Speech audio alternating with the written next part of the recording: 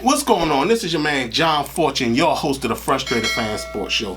And first things first, I gotta get this off before I go any further. I watch as a lot of people sit up here and watch my content, right?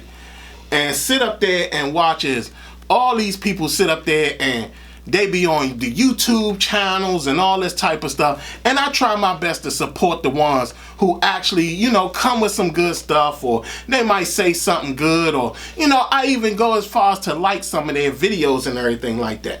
But what I'm starting to realize is that a whole bunch of them are sitting up here jacking my stuff, acting like they haven't sat up there and got all this information from me. I sit up there and see them going on their platforms, going on other platforms, sitting up there basically repeating what I said, and yet still not giving me the credit for being the one who sat up there and dropped the stuff. You know what I'm saying? Like, I sat up there and watched this. So many of them sit up there and basically act like they ain't even know that they got that information from me. Here I am dropping gems, yet and still y'all not acting like I'm the jeweler. I mean, at some point, you gotta give me my credit. Maybe so many of y'all are mad that I be so right. I don't get it. At the end of the day, y'all sit up there and do it for everybody else, and yet most of the time, most of them be dropping some BS. I mean, shoot, give me my shout out. Let everybody know where you got the information from, because for real, most of y'all don't even know what the hell is going on. Most of y'all don't know how to read film. Most of y'all don't know how to evaluate talent. Most of y'all don't know how to sit up there and do what y'all need to do. Yet and still y'all come to my platform and then take my stuff and then don't even give me the shout out or the credit for it. Y'all sit up there and y'all go on other platforms and then say it on another platform, thinking that I'm not sitting there watching other people's stuff. I'm watching across the NFL. It's so many different YouTubers. I actually watch other YouTubers from other states. I watch other YouTubers from other teams. I watch everybody. And the reason why is because I want to see what everybody is saying, in the sense of, do I disagree with what they thinking? All I'm saying is give the jeweler the credit. I'm not sitting up this joint acting like I'm the smartest person around, but understand, I know what I'm talking about. And at the end of the day, y'all know what I'm talking about, which is why y'all okay with jacking it. I mean, y'all know different than what Cat Williams was talking about how comedians be stealing jokes. How do I know that? Because I used to be a comedian, and I know how it feels when other comedians steal your jokes. Now here I am on the sports side, and I'm watching as other YouTubers jack my stuff and act like it's theirs. I purposely dropped my video late, way before the start of free agency, and let y'all know what was going to go down, what was going to happen. And y'all acted like I ain't even give y'all none of those gems. Y'all came up into my bank and stole my dimes. Man. But you know what? I had to get that off my chest. Even with that, if y'all gonna jack it, subscribe, like, do something. Don't just walk away and sit up there and don't give me no credit. And don't be going on other platforms not giving me my credit. Because understand this, all my day ones, everybody who was there to see my video, they can all tell you I was the first to drop all that information. Every guy I talked about, I told you guys who was going to be coming here. I told everybody who was going to be coming here. And bang, did these guys not show up? But I'm not here for that. So let's get into what this is really about. Washington does it all. Like, I told y'all that this was going to go down. This was going to happen. I told y'all that Washington was on the move of trying their best to get themselves competing next year, competing this upcoming season, and at the same time, they're sitting there bringing in a lot of predecessors for the successors that they're going to be drafting in this upcoming draft. Because again, I said the one thing about this upcoming draft is that there's a lot of experience in this draft. And because there's a lot of experience in this draft, there's a lot of stuff that's going to be going down that a lot of y'all don't get and understand. But again, like I said, this is going to be a great draft for Washington, especially if Adam Peters and them are thinking about the way that I'm thinking about how they're going. And I'll say this as well. Once I get to 1,000 subscribers and I get the join button and stuff like that, I'm going to give you guys behind the scene content of what when I tell y'all that I'm in the lab, I'm going to give you guys behind the scene content of what my lab looks like, so y'all can understand more of how I evaluate and how to properly evaluate players and what you should be looking for when you're looking at players. So again, once I get to the 1,000 subscribers, I'll be dropping that video. That's going to be a channel exclusive video. But anyway, like I said, what Adam Peters is doing, what I think his name is Eugene Chen, what Cliff Kingsbury, all the coaching staff is doing, it's very smart, the direction they're going in. Very, very smart. These guys are sitting here doing everything they can to show that they are actually doing exactly what they need to do to have this team compete next year. Yeah, I said it. Actually, next year. I already said it. From all the moves that they're making, they are going for a quarterback. They're also going for offensive line, and don't be surprised that they go for a big receiver in this draft. Now, most of y'all don't know when it comes to Jayden Daniels, right? I told people, and I'll keep saying this because this is a strong belief of mine. When you want to develop a young quarterback, you have to give him a weapon he's accustomed to. Now, a lot of y'all may sit up there and say, well, John, Jayden Daniels, he only got the 2 receivers. Nah, in this actual draft, he actually has 4 guys that are actually going to be available in this draft. One guy most of y'all don't even know that he played with, and the other 3 guys he played with. So everybody knows Malik Neighbors and Brian Thomas, right? Brian Thomas. So everybody knows them.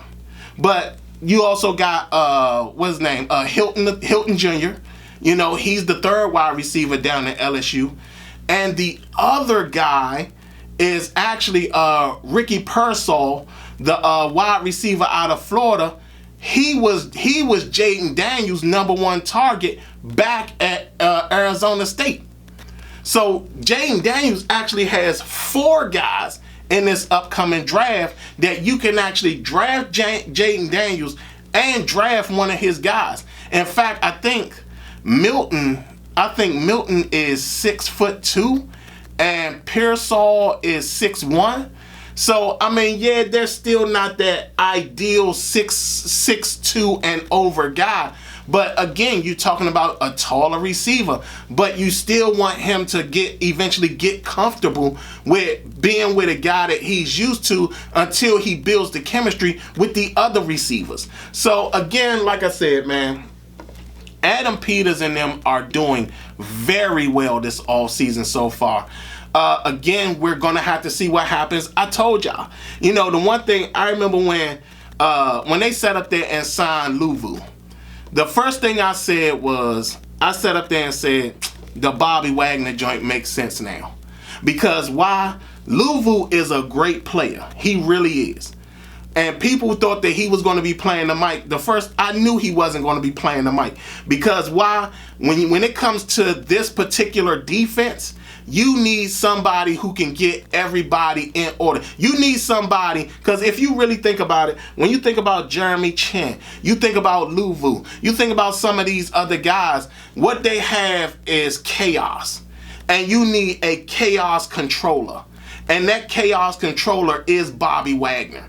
Bobby Wagner is the chaos controller. And guess what? You saw that happen in Dallas last year because Dallas didn't have a chaos controller in the middle of their defense. So now here you are with Bobby Wagner, who, again, I told you I was coming here, set up there, and now you got your chaos controller to get everything in order. We're going to see a bigger, better, badder defense this year. We're actually going to see that. We're going to see guys actually attack the ball. We're going for the first time since London Fletcher has been here, we're going to see what great middle linebacker play really is. We're actually going to see that. We're going to see a guy who knows the play calls, knows where everybody's supposed to be, knows what gaps he needs to shoot, and is somebody who's patient enough to know when to be in the passing lanes and when to be in the running lanes. So again, we're going to be really good in this upcoming season, which is why I was telling everybody, look, you can't, I told you, in this scenario, like I told y'all, moving back may not be that bad, especially if you're going to get a top level guy. But from everything that's going on, we knew this was going to happen. The Marcus Mariota signing. The reason why you bring in Marcus Mariota, because guess what? At the end of the day, you don't want the offense to change if something should happen to the rookie or if something should happen to Mariota. You know, you understand that, hey, guess what? Both of them are kind of similar, even though in reality, Jaden Daniels is a far better passer than Mariota. But guess what? He hasn't thrown in the NFL yet, so we're not really certain. But still, you're in a situation where Adam Peters and all the coaching staff and the front office people are actually doing their jobs properly. And all I can do is just thank them for that. I mean, I'm actually a person that's actually looking forward to this upcoming season.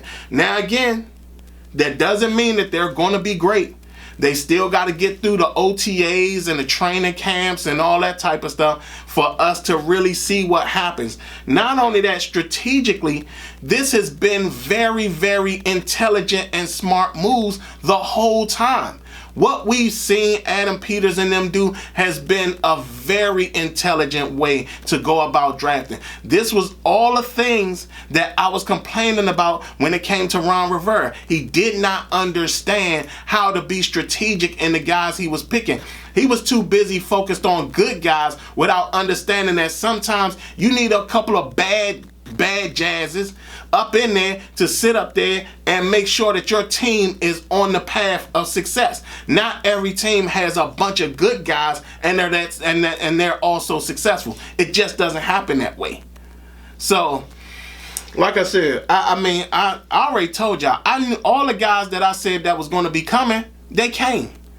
All of them. Tyler Bottas, he came. Dante Fowler Jr., Bobby Wagner, Jeremy Chinn. I told y'all these dudes was coming. I told y'all they were coming. Now, what did surprise me was the Austin Eckler deal, even though technically I shouldn't be, because Anthony Lynn probably sat up there and assisted with that. So, again, like I said, man, this has probably been the best and smartest strategy I've seen in a very long time since Mike Shanahan was here. Mike Shanahan went about the draft and free agency very intelligently and crafted it in a way that made some level of sense. Even though there were times where Dan got in the way and Bruce got in his way and things like that, and he couldn't get through all of it, but he still found a way to make it work. So we're now actually seeing competent general managing. We're seeing competent front office stuff. And we're actually seeing that, you know, some of them, now, again, I don't know, I'm trying to figure out where's my scouting department job. Because I'm getting ready to drop all the players that Washington should target.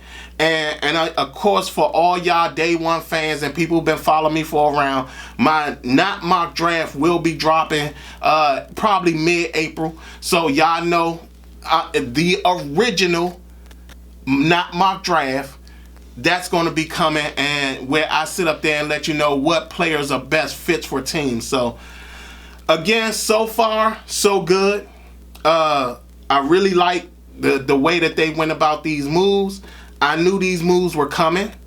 I was glad to see that they actually did pick up a bunch of the guys that they really had targeted and everything like that. And I'm glad to see, and I can't wait to see what they're going to do in the draft. I already got a feeling for who they're going to be targeting in this upcoming draft and why they're targeting them. So again, like I said, pretty impressive so far. Got to give credit to Adam Peters. Got to give credit to the front office and the coaching staff. They're really making their marks on this team, and you got to appreciate it. So for that, like I said again, this is your man, the gem dropper jeweler, John Fortune, and this has been the Frustrated Fan Sports Show.